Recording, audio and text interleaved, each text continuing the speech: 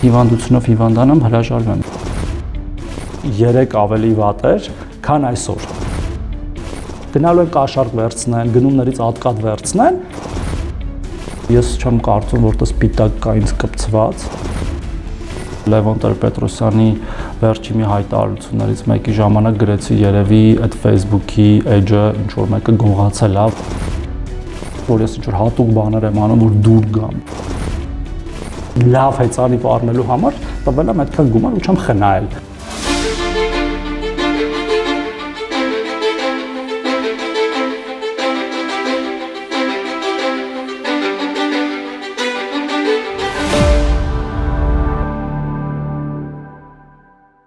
Բարի օր, Արմլուլ լրատվականի հարգելի հետևորդներ։ Ժողովրդի հարցերը հաղորդման շրջանակներում այսօր մենք զրուցելու ենք Հայաստանի Հանրապետության աշխատանքի եւ սոցիալական հարցերի նախարար Արսեն Թորոսյանի հետ։ Ողջույն, պարոն Թորոսյան։ Շնորհակալ եմ հարցազրույցի հնարավորության համար։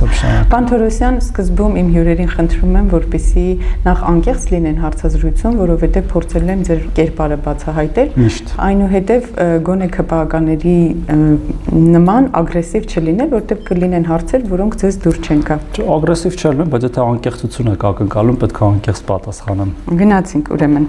Դուք, պարոն Թորոսյան, մասնագիտությամբ բժիշկ եք, ինչ որ ժամանակահատված եղավ, որ նույնիսկ խորացաք հենց առողջապահության կազմակերպչի աշխատանքների մեջ, մեկ էլ անակնկալ հայտնի դարձավ, որ Արսեն Թորոսյանը այսուհետև ղեկավարելու է աշխատանքի եւ սոցիալական հարցերի նախարարությունը։ Նախ ինչու որոշեցիք համաձայնվել եւ ձեր տեխնացությունն առաջադրել ԿՊ վարչությունում, որովհետեւ պետք է տեխնացություն առաջադրեք եւ համաձայնեցիք գալ այս նախարարություն։ Ինչ կար այստեղ բժշկելու։ Նախ ես մասնագիտությամբ առողջապահության կազմակերպիչ եմ, ես բժշկականն եմ ավարտել, բայց կլինիկական մասնագիտություն չեմ ստացել, այսինքն բուժող բժիշկ չեմ եղել երբևէ, որ ուզենամ էլ իրավունք չունեմ լինելու։ Եվ իմ գործունեությունը միշտ եղել է կազմակերպման, կառավարման մեջ ինստիտուտը ավարտելուց հետո 2004 թվականից հետո։ Երկրորդը նախարարը քաղաքական պաշտոն է, շատ քիչ նախարարություններ կան, որ ես վստահաբար կհրաժարվեի ղեկավարել, եթե նման առաջարկ լինել, որտեղ այնտեղ նեղ մասնագիտական գիտելիքները շատ կարևոր են, քան ուրիշ նախարարություններում, եւ ես կարծում եմ, որ քաղաքական պաշտոններում այն մարդիկ, ովքեր որ կառավարչական փորձ եւ քաղաքական ըստ էության հետագիծ ունեն, հա, կարող են հանգիստ ղեկավարել, իհարկե շատ տարբեր կարող է լինել այդ ամեն ինչը, բայց ամեն կոնկրետ դեպքում նշանակողը կամ առաջարկողը որոշում է առաջարկել այս կամ այն մարդուն այդ պաշտոնը, թե ոչ, ես եղել եմ նախարար, ես եղել եմ աշխատակազմի ղեկավար վարչապետի, ես եղել եմ падգամավոր, հանձնաժողովի նախագահ եւ նորից նախարար եմ, ուտեղ որևէ տարօրինակ բան չկա, կարծում եմ։ Չէ, ոլորտային կտրուկ փոփոխություն կա։ Չէ, ես բացատրեցի, ոչ մի, ասկն իսկ օրինակ վարչապետի աշխատակազմի ղեկավարը ոլորտային փոփոխություն չի, նախարարից հետո կամ մենք շատ գործընկերներ ունենք եւ ոչ միայն մենք, այլև միշտ այդպես եղել են։ Օրինակ հիմա Արմեն Աշոտյանն է բժիշկ, կրթության նախարար, ոնց է աշխատել։ Իդեպ դատական բժիշկ, որը սովորաբար աշխատում է մեռած մարդկանց հետ։ Բայց լավ նախարար է եղել նաև կրթության ոլորտում, հիշում եմ։ Չեմ մեկնաբանի։ Քանի որ նաև աշխատանքի եւ սոցիալական հարցերի նախարարությունը որակվում է, որ աղքատների նախարարությունը, որտեղ այնտեղ անդադար խնդիրներ կան, մարդկանց հետ շփումներում պետք է ներկայացնեք իրականությունը, սոցիալական հարցերը, ինչպես եք փորձելու կոտրել այդ կարծրատիպը, որ սա աղքատների նախարարություն։ Շատ լավ հարց եք տալիս, շատ լավ, որտեղ նախ մենք զգում ենք դա մեր առօրյա աշխատանքում եւ ոչ միայն մարդկանց հետ շփումներում, այլև նույնիսկ այլ գերատեսչությունների, նույնիսկ այն քաղաքացիներ, որոնք մեր հետ որևէ առնչություն չունեն, այդ կլիշեն կա, անունն էլ սոցապ։ Այլ աշխատանքի սոցիալական հարցերը թե վաղուց տենց են կոչվում, մենք սոցապ ենք։ Նախ փորձելու ենք աշխատանքով եւ մեր ծրագրերով կոտրել, ինչու ոչ նաեւ վերաբրենդավորումով, ու մենք դա արդեն սկսել ենք, եւ ես չեմ օրինակ Վարանի նաեւ ասել, որ ես կարծում եմ, որ ինչ որ մի փուլում անհրաժեշտություն կլինի նաեւ երևի վերանվանել նախարարությունը, որտեղ աշխարհում կա փորձ, աշխարհում կա փորձ այս ոլորտը կոչել բարեկեցության ոլորտ ընդհանրապես, եւ կան երկրներ, որ կա բարեկեցության նախարարություն, կա երկրներ աշխատանքի եւ բարեկեցության, welfare, well-being անգլերեն ասած, ու դա ավելի է նաև նկարագրում արդեն այսօրվա մեր օրակարգը, ինչու, տեսեք, մենք օրինակ հիմա ծրագրեր ենք անում, ենթադրենք բնակարանաշինական, այդ մեր 16 միլիոնների ծրագիրը, երեխա ունեցող ընտանիքների ծրագիրը, որը ոչ միայն աղքատության հետ կապ չունի, այլ հակառակը ինչ որ ուղղվածությամբ մարդկանց բարեկեցությունը լավացնում է, թեև իհարկե նաև ունեն քաղաքացիներ անապահովության համակարգում ընդգրկված եւ այլ խոցելի խմբեր։ Եվ ես նույնիսկ աղքատել չէի անվանի իրենց խոցերի խմբերի հետ աշխատող աշմանդամներ, երեխաներ, կանայք, տարեց մեր քաղաքացիներ ու նաև այո եկամուտ քիչ ունեցող քաղաքացիներ, բայց այդ ամեն ինչի լուծողը միայն մեր նախարարությունը չի եւ ընդհանրապես այդ հարցերը ընդհանուր կառավարության դաշտում են, օրինակ նույն աշխատատեղերի մասով, հա աշխատատեղեր ավելի շատ ստեղծվում են էկոնոմիկայի նախարարության եւ մեր մյուս գործիքների ջանքերով, քան մեր, բայց մեր անունը աշխատանքի եւ սոցիալական հարցերի նախարարություն է, որտեղ մենք աշխատանքային իրավունքներով ենք զբաղվում եւ նաեւ զբաղվածության ծրագրեր ունենք, բայց աշխատանքի ստեղծման պատասխանատուն հոմենակ մենք չենք, մենք բոլորս ենք։ Եվ այդ տեսանկյունից կա այդ բանը ու մենք պայքարի մեջ ենք անկեղծ ասած նույնիսկ մեր մտքում, հա, նույնիսկ մեր աշխատողներն են հաճախ ասում, որտեղ ես աշխատում սոցիալում, հա։ Ու շատ դժվար է անցնել նույնիսկ ինքդ քո մեջ, երբ որ դու պիտի նույնիսկ ասես ես աշխատում եմ աշխատանքի եւ սոցիալական հարցերին, կարճ ասում ես սոցիալ նախարար, հա, օրինակ ինձ էլ են շատ ախած ասում սոցիալ նախարարը, ես էլ դե ամեն անգամ չեմ ասելու, չէ, գիտեք, աշխատանքի եւ սոցիալական հարցերի նախարարը, բայց հա, տենց մտքեր ես ունեմ, ամեն դեպքում մեր քաղաքականությունների մեջ արդեն այնքան բան է փոխվել այդ ի սկզբանե սոցիալական ապահովություն հասկացություն, որ հաստատ ժամանակն է նաև այդպիսի վերափոխումների։ Դուք նաև 10,000 դրամով բարձրացրեցիք թոշակառուների թոշակը, պետքա որ ինչ-որ բում առաջանար, բայց դժգոհությունը դեռ շարունակվում է։ Ինչ անել, որ այս դժգոհության ալիքը անընդհատ կոտրվի, ոչ թե Որ դժգոհություն։ Թոշակառուների թեկուզ շրջանում հարցումներ են անում անընդհատ։ Ես ճիշտ ասած որևէ դժգոհություն չեմ տեսնում եւ հաճախ նաև մամուլի մեր գործընկերները, երբ որ օրինակ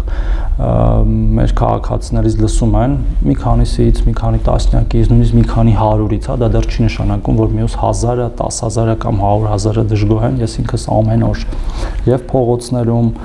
սովորաբար քայլելիս, հատկապես կենտրոնում եւ ինքս այցելություններ անելիս մեր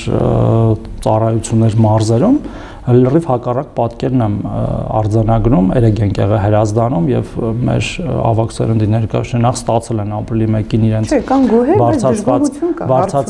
բարձրացված թոշակը, ես համաձայն չեմ ձեր հետ, որ կա համատարած դժգոհություն, կարող է ինչ-որ մեկը ինչ-որ մի բանից դժգոհ է եւ դա էլ է նորմալ, որտեղ իհարկե այս երկրում ամեն ինչ չի որ լուծված է եւ չի լինելու մի օր, որ ամեն ինչ լուծեցինք, էլ ոչ մի դժգոհ մարդ, ես էլ եմ շատ բաներից դժգոհ ինքս,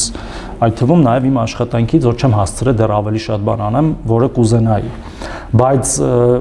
պարզ տրամաբանությունը եւ թվաբանությունը ասում է, որ 3 ավելի վատ էր, քան այսօր, հա, առնվազն, վաղը կլինի ավելի լավ եւ բուն դրամային իմաստով, որտեղ մենք նաև ինդեքսավորելու ենք արդեն կենսաթոշակներն ու նպաստներ եւ նաև ընդհանուր կենսամակարդակի, որտեղ միայն կենսաթոշակով չես դու բարձրացնում մակարդակը, հա, կենսա հարակից ծառայություններս փորձում ներդնել նույն հաշմանդամության ունեցող մեր քաղաքացիներ մասով իրանք էլ են ցածր թոշակ ստանում 36, 37.5, 39-ներ, հիմա դառավ 46, 47.5 ու 40, բայց մենք աջակցող միջոցներ ենք տրամադրում կողքից, մենք սկսեցինք այդ տաղդիրների տրամադրումը, անվասայլակների ցանկն ենք հարստացնելու ավելի,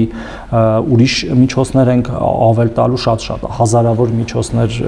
լսողական սարքեր ենք այս տարվանից միկրոպրոցեսորները փոխելու, որը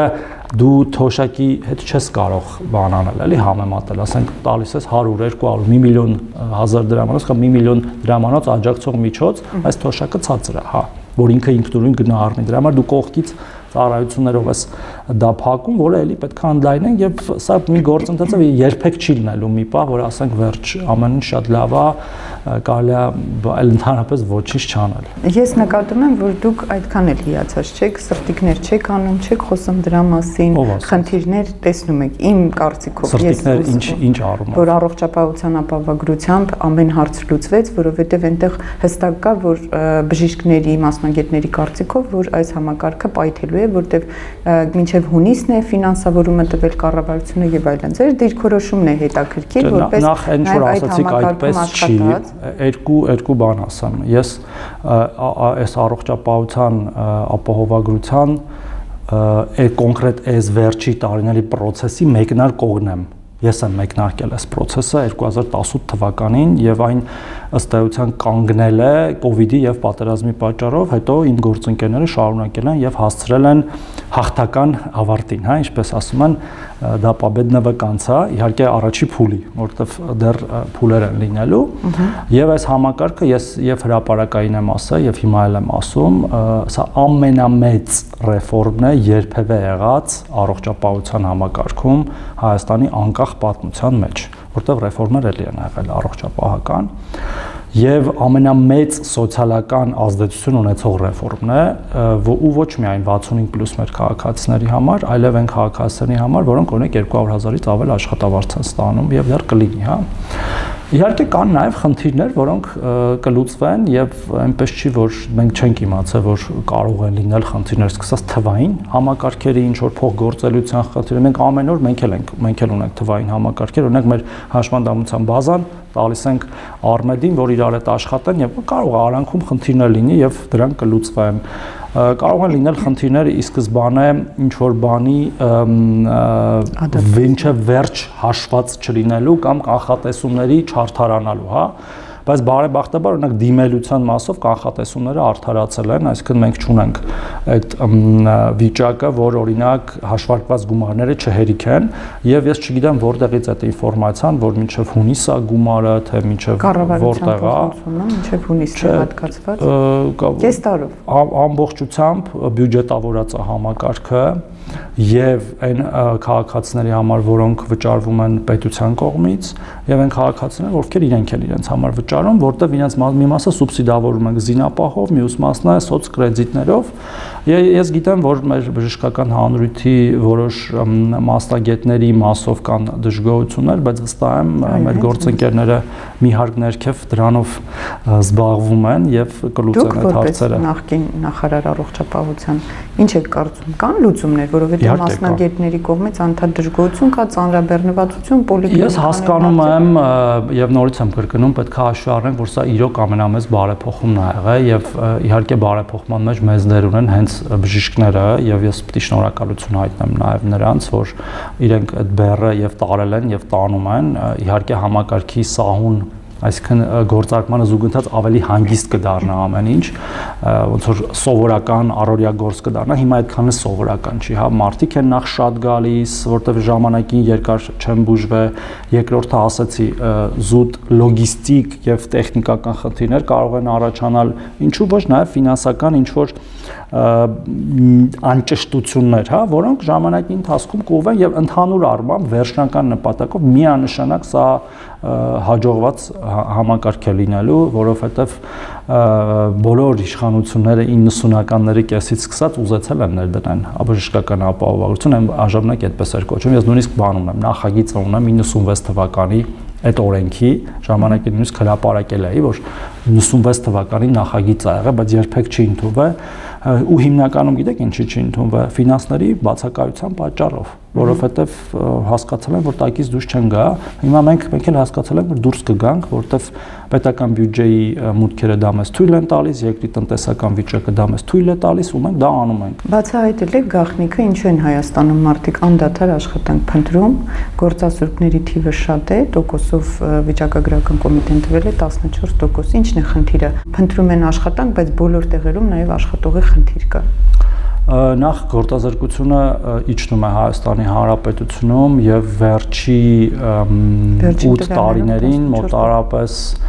առնվազն մեր միասնական սոցիալական ծառայությունում գրանցված աշխատանք փնտրողների թիվը կիսով չափ կրճատվել է, կիսով չափ, այսինքն հիմա ունենք մոտ 28000 գործազուրկ վերջի տվյալներով, եթե չեմ սխալվում,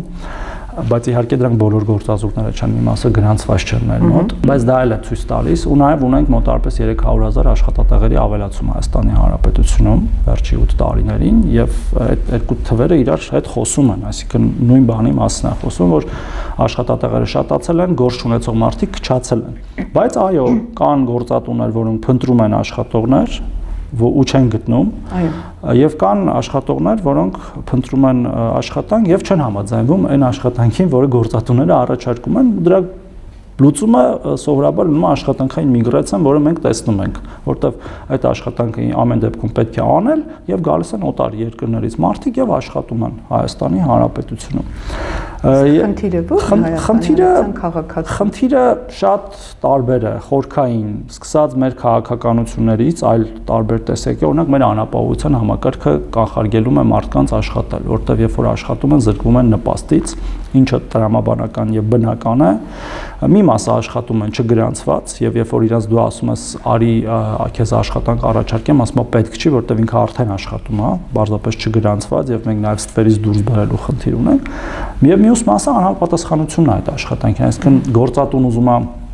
այս տիպի որակավորումով աշխատող եւ այս աշխատավարձով այն մարդը ոչ որակավորումը ունի, ոչ էլ երևի աշխատավարձին է համաձայն, բայց այդտեղ մի հատ մեծ բայց կա, որովհետեւ վարչապետը վերջերս շատ է դրա մասին ասում, ոնց կարա չաշխատելու աշխատավարձը ավելի բարձր լինի, քան աշխատելու աշխատավարձը, որովհետեւ գնում ենք, ես հիմա մենք ունենք էլի այդ աշխատատեղերի ցանկը հաճախ, որովհետեւ մեզ էլ են ասում, ոչ բոլորը իհարկե, գրած է, ասենք X մասնագետ 100,000 դրամ կամ 150,000 դրամ, ասում եմ առաջարկել ենք շատ մարդկանց, ասում եմ առաջարկում ենք հրաժարվում են։ Եթե հրաժարվում է ինչ-որ մեկը 100,000 դրամ աշխատանքից, 100,000 դրամ աշխատավարձը, որը ցածր է ակնհայտորեն, հա, մինիմալ աշխատավարձ է մոտավորապես, դա ինչ է նշանակում, որ կամ ինքը ունի այդ 100,000 դրամը ուրիշ տեղից ու չի ասում, կամ էլ, չգիտեմ, իրան ձեռ է տալիս տենց աղքատության մեջ ապրել, որը էլի շատ տարօրինակ է։ Բայց իհարկե կա նաև ասում եմ ստվերի խարծ, չգրանցված աշխատատեղեր կամ քիչ գրանցած։ Գրանց ընդունում են, գրում են մինիմալը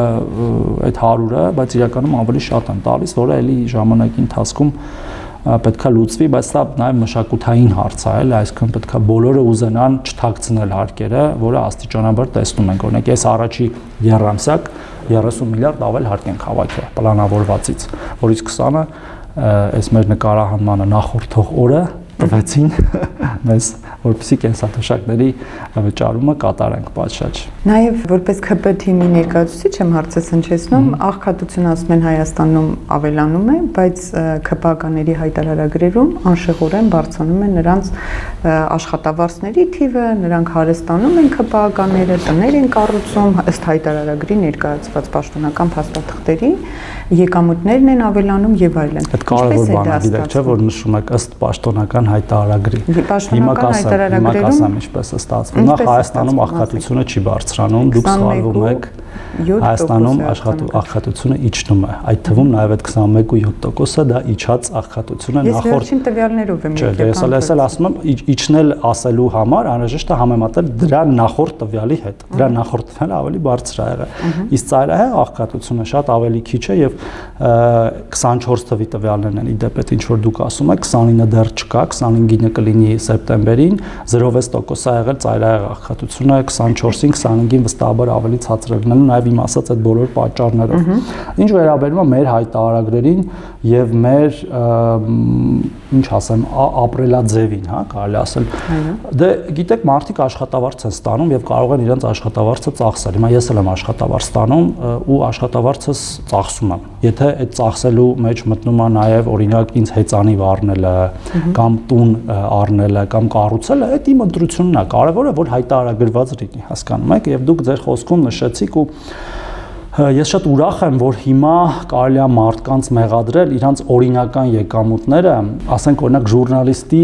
ԿՄ հաճույքով չծախսելու մեջ, հա, որովհետև ժուրնալիստին կարող է թվա վերագրել, որ կարելի է ուրիշ տեղ ծախսել այդ փողը կամ չծախսել, օրինակ կուտակել, բանկային հաշվում թողել, տենց ավելանա, քան թե այն դեպքում, երբ որ ասում ես, իսկ որտեղից քեզ այս տունը, որ ասում ես այտենց օթից տուն, հա, ծնվեց։ Հիմա ապօրինի գույքով այդ բոլոր տները աստիճանաբար վերադարձվում են պետությանը։ Մեր դեպքում այդ ամենը շատ թափանցիկ եւ հրապարակային է։ Ստացել ես աշխատավարձով վերցրել ես վարկ կամ առանց վարկի ինչքանով որ թույլ է տվել քեզ քո օրինական եկամուտները, պարզ մաթեմատիկա է։ Պլյուս մինուս հավասար է, այսինքն մուտք, ելք, տակը ինչքան մնաց։ Եվ եթե կա շեղում, բարև ձեզ, քրեական գործ։ Այդ է մեխանիզմը։ Հիմա մեր դեպքում չկա շեղում, հասկանում եք, ինչքան ուզում եք դուք ցույց տաք։ Ես էլ եմ տուն կառուցել եւ չգիտեմ ով է գրել դրա մասին, էլի իմ օրինական եկամուտներով, այո, եւ վաճառեիք։ Չեմ ուզում, շուտով կարող եմ մեկ գնամ գամ արդեն, որովհետեւ ֆիզիկապես չեմ հասցնում, ու դա ամբողջությամբ եղել է իմ օրինական եկամուտներով։ Հիմա ես կարայի այդ գումարը պահեի կամ կինս կարար այդ գումարը պահեր իր բանկային հաշիվներն, ասելու եք հələ տեսեք բանկային հաշիվներին ինչքան մնացորդներ կա, օրինակ։ Դա մեր ընտրությունն է, ամեն մարդ ազատ է իր ընտրության մեջ, կարևորը թափանցիկ եւ հետագծելի լինեն այդ փողերը, հասկանում եք, երբ որ հետագծելի չեն եւ թափանցիկ չեն, դա պրոբլեմա, ոչ թե ձեր ասածը։ Եթե համեմատության մեջ ենք դնում Հայաստանի Հանրապետության քաղաքացու ապրելակերպը եւ ձեր թիմի ապրելակերպը, դա է տարբերությունը։ Ինչ է նշանակում ապրելակերպ։ Հիմա մարդը ստանում է աշխատավարձ։ Թիմից կլինի Հայաստանի Հանրապետության քաղաքացիներ ստանում եւ Հայաստանի Հանրապետության քաղաքացիների կենսակերպն էլ է բարելավում, ես դες կարող եմ թվեր բերել, օրինակ թե 150-ից 500 1000 ստացողների թիվը ինչքան աճ է 500-ից 1 միլիոնը, 1 միլիոնից 2 միլիոնը, 2 միլիոնից ավել է եւ ինչքան օրինակ քչած է 150,000-ից ցածր աշխատավարձ ստացողների թիվը, որտեղ մենք ունենք միգրացիա աշխատատեղերի ցածր ստացողներից դեպի բարձր ստացողներ կամ նույն այդ բաներով 70,000 շահառու եկամտային հարկով տների վերադարձի դրանք Հայաստանի Հանրապետության քաղաքացիներ չեն, կարող է ուրիշ երկրի քաղաքացիներ, այսքան որ տուն է սարքվում եւ առնվում, բոլորը Հայաստանյան քաղաքացիներ են եւ պետական աշխատողները իրանց աշխատանքի դիմաց պետքա վարձատրվեն, չեն կարա չվարձատրվեն, հասկանում եք, եթե չվարձատրվեն, լինելու է այն մյուսը, որ օթից են ծնվելու տները, չեն վարձատրվելու, գնալու են կաշառք վերցնեն, գնումներից ատկատ վերցնեն, գնան իրանց համար տուն առնեն ու նույնիսկ ոչ Հայաստանում, ինչ որ տարբեր ափերում, էլի, տաք եւ սառը ափերում։ Ու մի օր դուք գնաք տենց բացահայտեք, ասեք ոնց է այս պաշտոնյան, օրինակ, չգիտեմ, Ալիկանտեում տուն առել Իսպանիա, որտեվ դա ակնհայտորեն լինելու է կաշառքով վերցրած փողը, բայց այդ քաղաքացին մաս ստանում է, այո, նորմալ աշխատավարձ, վերջապես նորմալին մոտ, հա, այսպես ասեմ, իր կատարած աշխատանքի պատասխանատվությանը եւ բեռին համապատասխան ու կարա ծախսի այդ փողը իր հայեցողությամբ, կարևոր օրենք չխախտի, հանցագործություն չանի։ Մնացածը կարծում եմ շատ տրամաբանական է։ Երբ որ սոցիալական ցանցերում սուր քննադատություն կներեք էլի մի հատ նախորդ հարցն, որ ասում եք ոնց է որ ես երբ որ նախարար եմ նշանակել 2018 թվականին իմ աշխատավարձը 560 թե ինչքան հազար էր ստեղ։ Ես եկել եմ ստեղ 2 միլիոն դրամ աշխատավարձ ստանալուց։ Այն որ ասում եք ԿՊԱ-ականները փոքր ժամանակ հեծանիվ չեն ունեցել, հետո տես մի անգամից ավտոների տեղ են դարել, դա ամենևին այդպես չի, ամենևին։ Ես շատ ավելի շատ փող էի աշխատում մինչև նախարար դառնալս, քան նախարար դառնալուց հետո հիմա նոր իմ եկամուտները հավասարվել են իմ հանրային ծառայության եկամուտներին։ Հեծանիվից որ խոսում եք, ունեիք մինչև պաշտոնյա դառնալը հեծանիվ եւ ինչ գնի։ Չէ, ավտո ունեի, օրինակ $40,000 ես 2017 թվականին, հա, ենթադրենք, եթե դրա մասին է խոսքը, եթե դա ինչ որ բան փոխում է մարդկանց կյանքում։ Հեծանիվ այն ժամանակ ունեի ավելի պարզ, հիմա ավելի պրոֆեսիոնալ հեծանիվ ունեմ, որովհետև թանկ է պրոֆեսիոնալ հեծանիվները, դրա համար այդքան թանկ է։ Իսկ ես պարզապես ու լավ հեծանիվ առնելու համար տվել եմ այդքան գումար ու չեմ խնայել։ Ի տարբերություն շատ մեր գործընկերներ եւ քաղաքացիներ, որ այդ $7,000 կտային ուրիշ բանի վրա, ասենք, չգիտեմ, մեքենա կառնեինք, ավելի լավ օրինակ, կամ կարային իրանց այլ ծախսերը հոգային կամ կարող էին ժամանակ անցկացնել, օրինակ կռույզ վերցնել մի հատ միջերկրածովյան ու այդքանը ծախսել դրա վրա։ Մենք դա արձանագրել ենք ընդհանրապես, բայց նեղացվածություն եմ նկատում անընդհատ այդ հարցը։ Մենք արձանագրել ենք, թե դուք ինչ ունեք եւ ինչ հեծանիվ եք վարում, առանց որևէ հետին մտքի։ Բերե այսօր հեծանիվ, ցույց տայք ժիվոյի։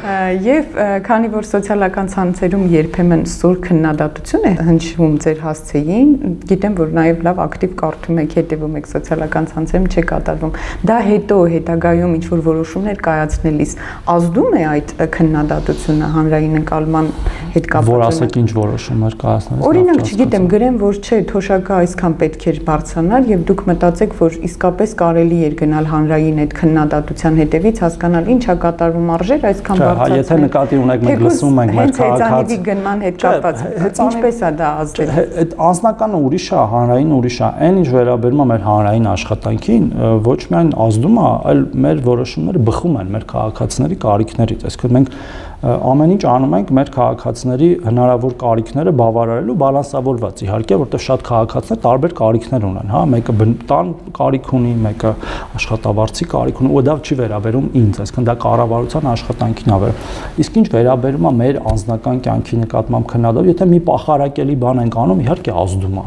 Ու մի հատ ներողություն ենք խնդրում դրա համար, ասում ենք կներեք, չպետք է անեի այս բան, որտեղ հանրային պաշտոնյան պիտի լինի հնարավորինս օրինապաշտ, բարեկիրթ, բայց եթե դա տենց օթից վերցրած, մատից ծծած թեմա է, կներեք, ասենք ինչ օրինակ պետք է հեծանիվ չքշեմ ես։ Չէ, պետք է քշեք։ Կամ օրինակ կամ եթե հեծանիվս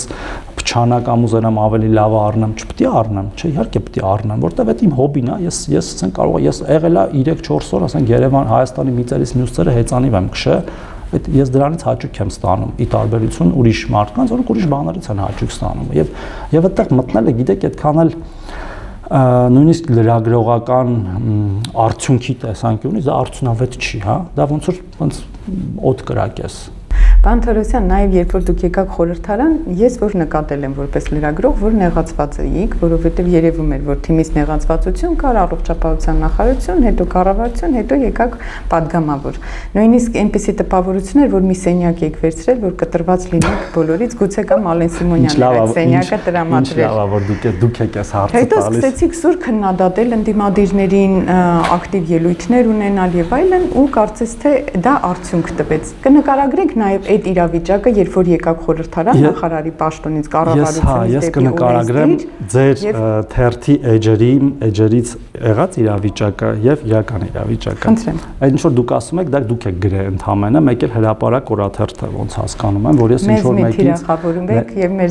ընկերներին մի թիրախավորում եք։ Չէ, ես չեմ թիրախավորում, ասում եմ դուք եք գրել, ես էլ ասում եմ դուք գրել եք։ Մենք արձանագրել ենք։ Չէ, չեք արձանագրել, դուք հորինել եք, որ ես նեղացած եմ թիմից,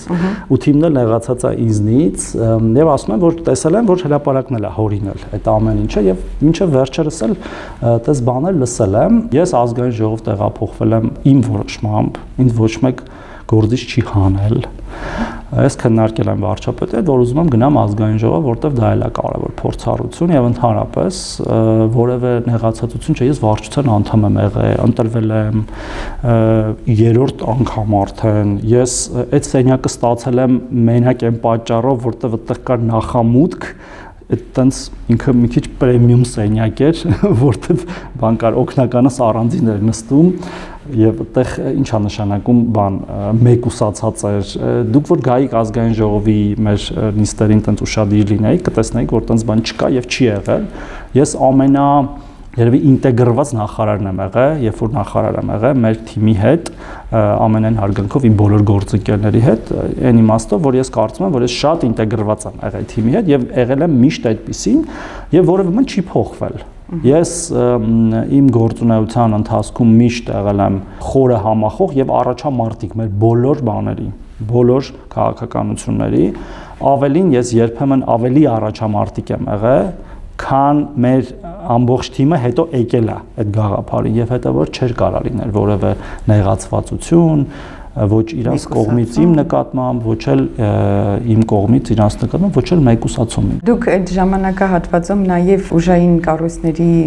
բմբուլներն եք քամ տալիս, որովհետեւ անընդհատ իրենց վարկաբեկում եք, իրենց աշխատանքում գտնում եք ինչ որ կետեր եղել են հանձնաժողովի նիստեր, ձեր ելույթներում ուժային բաներ են եղել։ Դա ինչպես էին ընդունում օրինակ ձեր գործընկերները, որտեղ իշխանության ներկայացուցիչներն խորհրդարանական երկրին հարիր, ինչպես պետք է ընդունային։ Եվ եթե նկատել եք, որ դուք ասում եք ընդդիմությանը քննադատում է, չէ՞ բան, մեր ազգային ժողովի հարց ու պատասխանների ժամանակ էլ մեր բոլոր ընդհանրապես այս խորհրդարանի աշխատանքի ժամանակ ԿՊ խմբակցությունը ավելի շատ սուր եւ բովանդակային հարցատվ է իշխանությանը, քան թե ընդդիմությունը, որտեղ ընդդիմությունը ունակ չի, պարզապես բովանդակային եւ բովանդակային հարցեր տալուն, հա մի պլաստինկա ունեն, միշտ պտտում են եւ մենք շատ հաճախ տենց այսպես ասած ստանձնում էինք հա նույն ընդդիմության դերը, թեև դա այդպես դերել չէր։ Տեսնում էինք խնդիր, ասում էինք եւ հիմա էլ այնպես չի, որ եթե խնդիր ենք տեսնում, չենք ասում եւ այդ քննարկումները դրա մասին են ու հիմա էլ որ գաք ազգային ժողովի հարց ու պատասխանները կտեսնեք, մեր գործընկերները հարցեր են բարձրացնում, որը պիտի լուծվի։ Ի տարբերություն, ասում եմ նույն ընդդիմության, որ կամ չի գալիս նիստերին, կամ է գալիս է, էլի սկսում է նույն բաները պատմել, որի մասին 1000 անգամ խոսացել ենք։ Եվ այդտեղ որևէ այլ տենց բան չկա, այլ ստորջրյա քարեր չկա։ Հարցեր տվել են, միշտ էլ տվել են։ Ներվում էր այդպիսի սուր հարցերը ուժային կառույցներին։ Դուք պատասխանեք իմ փոխարեն։ Ներվելու եւ չներվելու բան չկար, կա խորհրդարանական երկիր, խորհրդարանական մեծամասնությամբ, որը կարող է հարցեր տալ գործադիրին եւ վերահսկել գործադիրի աշխատանքը, ոնց որ օրինակ հիմա իմ աշխատանքը կարող եմ վերահսկել եւ հարցեր տալ նույն ձևով էլ։ Ավելին ես նախա համահեղինակել եմ այն օրենքի նախագիծը, որը որ հակակոռուպցիոն կոմիտեն, քննչական կոմիտեն եւ մի քանի այլ գերատեսչություններ պետք է գան ազգային ժողովին հաշվետու լինեն։ Ես համահեղինակել եմ այդ նախագիծը։ Նաեւ պարոն նախարար, այս հարցը պետք է հնչեցնեմ, գիտեմ, որ դա ձեզ դուր չի գա, բայց հասարակական կազմակերպությունները երբեմն երբ որ առողջապահության նախարար էիք, այդ ժամանակահատվածում COVID-ը եղավ եւ այլն, ձեզ մահվան նախարար էին ասում, իհարկե դուք հաշտ չեք կազմակերպությունները չեն ասում, շատ այտենց մարդիկ, որոնք որ բովանդակային ասելու բան չունեն, ասում են, հա։ Եվ ինչպես եք դրան վերաբերվում։ Ինչից եղավ, որ այս չակերտավոր ասեմ, պիտակը կպցրեցին ձեզ, նաև իրենք իրենց ելույթներում անդադ նշեցին։ Ես չեմ կարծում, որ դա պիտակ կա ինձ կպցված, եւ եթե մի քանի հոգի իրեն թույլ է տալիս նման տենց ոնց ասեմ, էլի անվայելուչ արտահայտություն իմ հասցեին կամ որևէ մեկի հասցեին, դա խոսում է ոչ թե իմ մասին, այլ այդ մարդկանց մասին, պետքա պարզապես իրանց խղճալ այդքան բան։ Որ տենց ինձ անվանում է, որտեղ ուրիշ ասելու բան չունի։ Որտեղ այդ ժամանակահատվածում շատ եղան դեպքերը, արձանագրեցին, որ այդ COVID-ի ժամանակահատվածներ ամենածանր մահվան դեպքեր տեղի ունեցան, արձանագրվեցին։ Չպետք է լինեին մահվան դեպքեր։ Դե դրա համար ասում եմ, այդ ժամանակահատվածում այդպես եւ հետեւաբար աշխարհի բոլոր առողջապահության նախարարները COVID-ի ժամանակ մահվան նախարարներ են, հա, ճիշտ եմ հասկանում այդ դրամաբանությամբ եւ հետեւաբար խղճում եմ։ Կար, որ դուք կարող եք ավելի այլ ձև կազմակերպել այդ ժամանակահատվածում։ Հայաստանի Հանրապետությունում COVID-ի դեմ պայքարը կազմակերպվել է այնքան լավ, որ հազարավոր կյանքեր են փրկվել, հազարավոր, որ շատ երկրներ կերազեին եւ դա տեսել են նաեւ հազարավոր այդ փրկված մարդիկ Հայաստանի Հանրապետությունում։ Քրեական վարույթներում չկաք ընդհանրապես, հիմնականում վկայի կարգավիճակից եւ չեմ լինելու, որտեղ որևէ հանցագործություն չեմ գործել։ Ձեր կնոջ հետ կապված մի դեպք տեղի ունեցավ, երբ որ իր հիվանդանոցում կտրուկ աճեց 18 թվականից փոխանցումները, կառավարությունը սկսեց գումարի փոխանցում, կարող եմ նշել 17 թվականից։ Դրա մասին 10 անգամ խոսացել ենք, նույնիսկ ազգային ժողովում, նույնիսկ մի Դե ասում են կոռուպցիան պոզոպոչով է լինում, ձեր նախարար լինելու, ձեր իշխանության կա օֆերտա, առողջապահության նախարարությունը բժշկական հաստատություններին գումար չի տալիս, կա հետվճարային համակարգ, հիվանդը գնում է, գումարը գալիս է։ Հիվանդը չի գնում, գումարը չի գալիս, ինչ կապ ունի սա կոռուպցիան։ Չես գնում, լավ հիմնարկ չի, չես հետազոտվում, չես վիրահատվում, գումար քիչ ես ստանում։ Գնում ես, դուրդ գալիս է, հետազոտվում ես, գումար ես ստանում։ Հիմա էլ նույն ձևով է։ Ու բոլոր բժշկական հաստատությունները այդպես են ֆինանսավորվում Հայաստանի Հանրապետությունում։ Հիմա մի քիչ քաղաքական հարցեր, նաև կուզեմ պարզաբանենք հասարակությանը, գուցե խոսել եք ինչ-որ ժամանակահատվածում, երբ եղավ ձեր եւ Նիկոլ Փաշինյանի հանդիպումը, ինչ պայմաններում, երբ 18 թվականի հեղափոխության ժամանակահատվածում ինչպես եք հանդիպել կամ գուցե դրանից առաջ, մի քիչ հանրությանը ներկայացնենք նաև ձեր հանդիպումը, ինչպիսի մարդ ու ղեկավար է նաև Փաշինյանը ձեզ համար։ Ես 2006 թվականին եմ հանդիպել Նիկոլ Փաշինյանին 24 տարեկանում երբ որ Նիկոլ Փաշինյանը սկսում էր այլընտրանք նախաձեռնությունը մի շարք քաղաքական գործիչների հետ, հետո impeachment դաշինքի վստահված անձ եմ եղել, հետո Լևոն Տեր-Պետրոսյանի ղեկավարած շարժումը, հետո մարտի 1-ը, հետո այդ հիմա նախաձեռնության հիմնադիրներից եմ եղել եւ այդպես շարունակ, այսինքն 18 թվականին չի եղել, այլ դրանից 12 տարի առաջ։ Ինչպես կբնութագրեք պարոն Փաշինյանին որպես ղեկավար եւ մարդ ավելի շատ իր հետ աշխատել դուք։ Ես կարծում եմ, որ վարչապետին բնութագրելու կարիք չկա, որովհետեւ այդպիսի հրապարակային գործունեությամբ մարդկանց ընդհանրապես մեզ էլի բնութագրելու կարիք չկա, որովհետեւ ամեն մարդ ինքը իր համար կարող է բնութագրել, կարելի է բնութագրել այն մարդկանց, որոնք քիչ հայտնի են, հա, որպեսզի այնց բացահայտես, այսպես ասած, բայց այնց ամբողջությամբ եւ երբեմն էլ մի բանից ավել բացահայտված մարդկանց նկարագրելու կարիք չկա։ Հայաստանի Հանրապետության վարչապետն է Նիկոլ Փաշինյանը, ընտրված եւ մյուս ընտրություններում էլ ակնկալելու է Հայաստանի Հանրապետության ժողովրդի քվեն եւ ես վստահ եմ, որ ժողովուրդը ճիշտ ընտրություն է կատարելու եւ մենք իր գլխավորությամբ առաջնորդում ենք Հայաստանը դեպի խաղաղ, կայուն եւ բարեկեցիկ ապագա։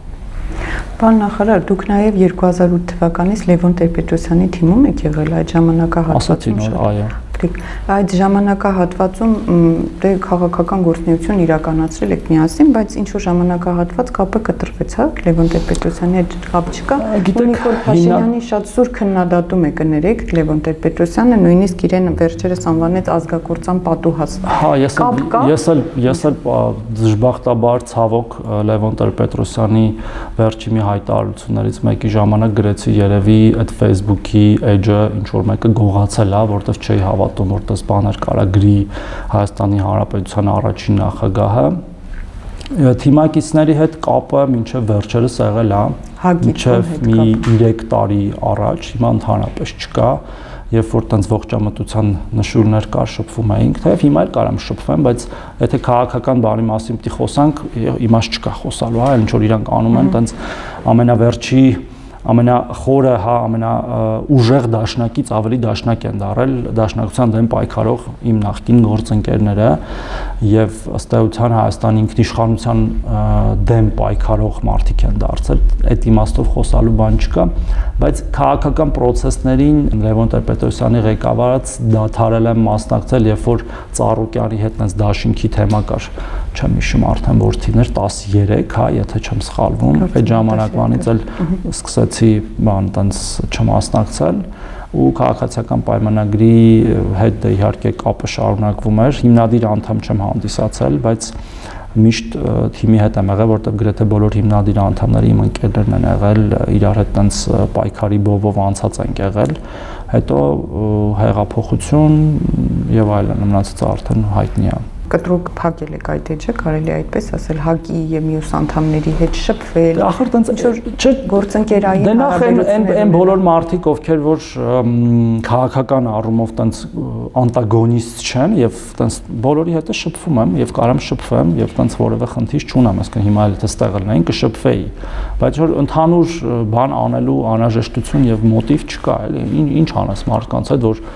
ասում եմ, ընդդեմ մեր պետականության եւ ինքնիշխանության կոնկրետ պայքար են մղում ամենաստոր մեթոդներով, պրիտոմ իրենց ոչ հարիր, հա։ Ամեն դեպքում ես իրենց այդպես եմ ճանաչել, որ իրանք այդպես ինչ չեն։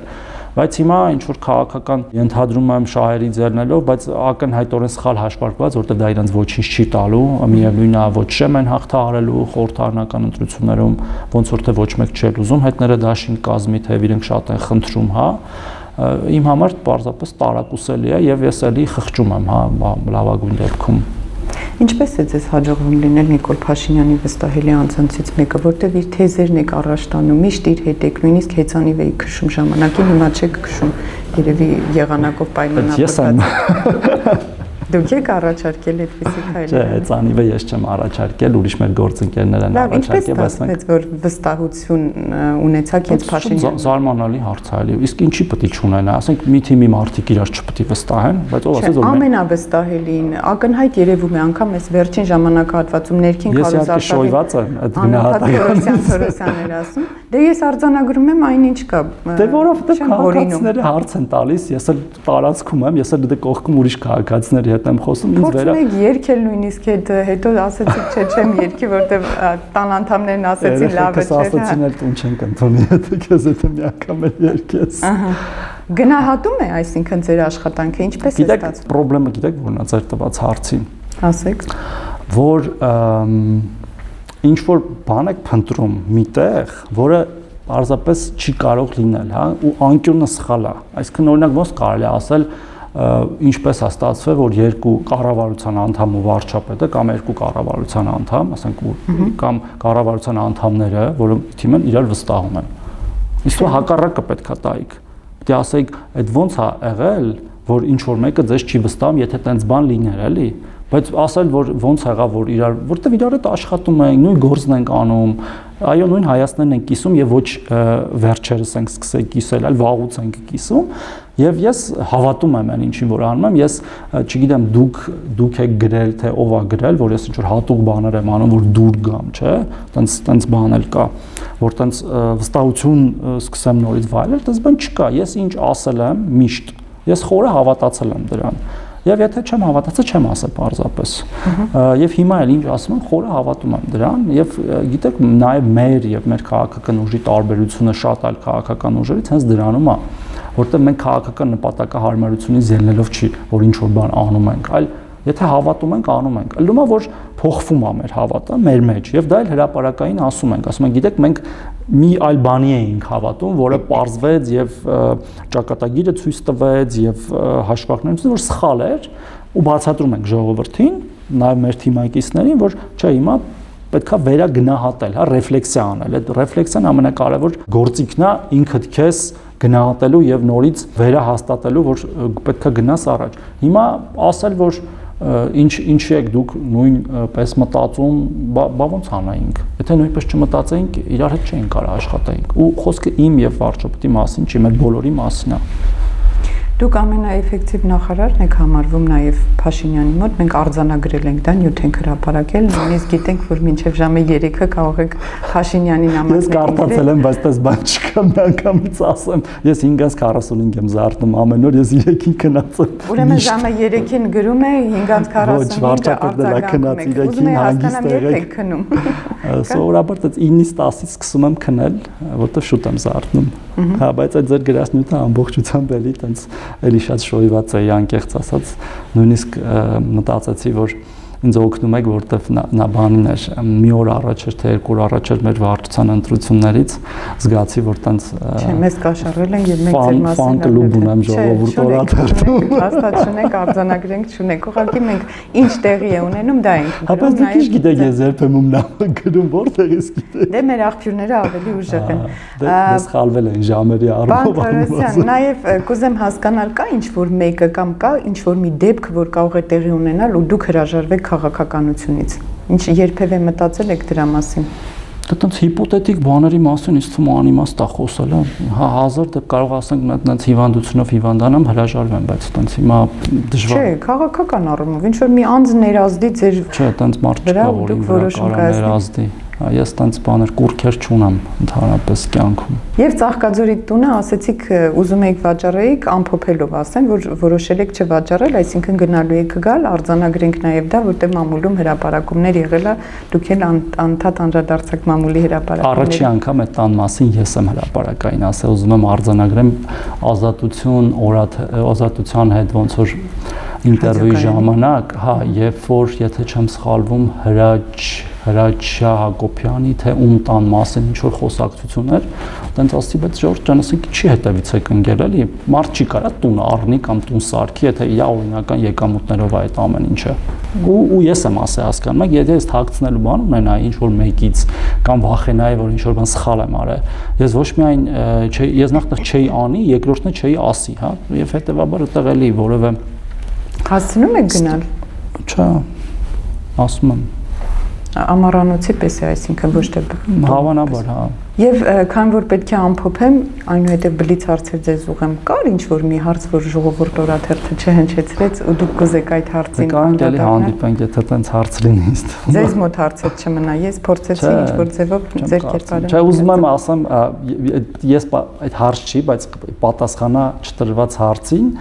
որ իհարկե նորից եմ կրկնում, շատ լավ է, այդպես փորձել հայտնի մարդկանցով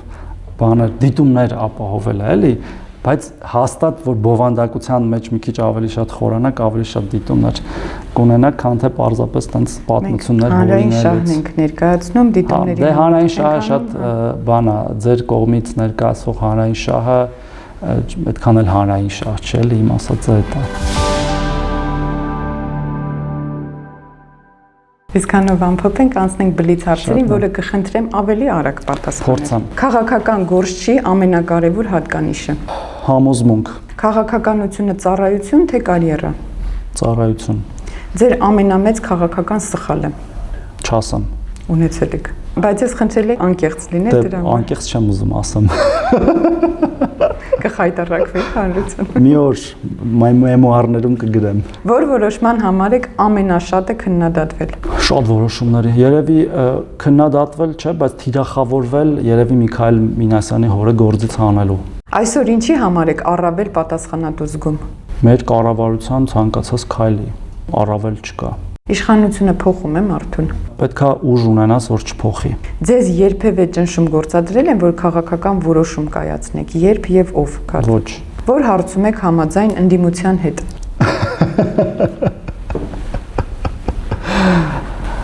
Դժվար է ասել, չեմ մտաբերի։ Դե եղել է հարցեր, որ համաձայնվել եմ, նես չի որ չկան տենց հարցեր, բայց շատ մանր հարցեր են եղել։ Ստրատեգիական հարց չկա։ Որ հարցում եք ամենաշատը վիճել թիմակիցների հետ։ Շատ հարցերում, տենց մի հարց չկա, մենք միշտ էլ վիճում ենք։ Վարչությունում երևի է։ Հանրային վստահությունը իշխանության նկատմամբ աճում է թե նվազում, ոնց եք չափում։ Կարծում եմ աճում է։ Չափելը ոնց եք հասկանում։ Ընտրությունները ցույց կտա։ Մի բան, որ հանրությունը սխալ է հասկանում ձեր մասին։ Չեմ կարծում, որ տենց բան կա։ Ուրիշ բան, որ հանրության կարծիքը սխալ է ներկայացվում, որ դա իբր հանրության կարծիք է։ Մի բառով այսօրվա սոցիալական վիճակը։ Դեպի բարեկեցություն։ Մի բարեփոխում, որ պետք է անել անհապաղ։ Չկա տենց մի բարեփոխում, որ անհապաղ։ Բոլոր բարեփոխումները պետք է անել անհապաղ, եւ հերթով արվում են։ Որ դեպքում կասեիք սխալվել եմ։ Երբ որ սխալվեի։ Չեք սխալվում։ Սխալվում եմ ու ասում եմ։ Ձեր գլխավոր մոտիվացիան քաղաքականության մեջ։ Տրված ժամանակում փոխել շատ բան։ Ինչն է ձեզ ամենաշատը վախեցնում որպես մարդ։ Չհասցնել եմ։ Քաղաքականությունից դուրս ինչպիսի մարդ եք։ Անտանելի։ Կատակ եմ անում։ Տանը անտանելի։ Անհասանելի լավ ասեմ, որտեղ մենակ քաղաքականությունն է ժամանակը տանում։ Ինչն է ձեզ ամենաշատը նյարդայնացնում առօրյայում։ Տենց չկա հատուկ բան, որ նյարդայնացնում, անկեղծ ասած։ Վերջին անգամ երբ եք փոխել ձեր կարծիքը կարևոր հարցում։ Ամեն օրը փոխում եմ։ Տենց բանա, որ պետք է կոնկրետ լինի, որ ասեմ, չեմ կարա տենց ասեմ։ Ինչպես եք արձագանքում անձնական վիրավորանքներին։ Զուսպ։ Կա բան, որի համար զղջում եք։ Շատ։ Ինչն է ձեզ երջանկացնում քաղաքականությունից դուրս։ Հեծանիվս։ Ինչը կուզեիք փոխել ձեր բնավորության մեջ։ Կան տենց գծեր։ Մի երկուսը նշեք, որ մենք էլ իմանանք։ Երևի համբերությունս մի քիչ ավելի շատ լիներ, չէր խանգարի։ Վերջին անգամ երբ եք ներողություն խնդրել եւ ումից։ Ներողություն եմ խնդրել։ Շնորհակալություն։ Պարոն Թորոսյան, շնորհակալ եմ հետաքրքիր զրույցի համար, հուսամ հանրությունը եւս ձեզ բացահայտեց։ Շնորհակալ եմ։ Արմլու լրատվականի հարգելի հետևորդներ, մենք դեռ կհանդիպենք։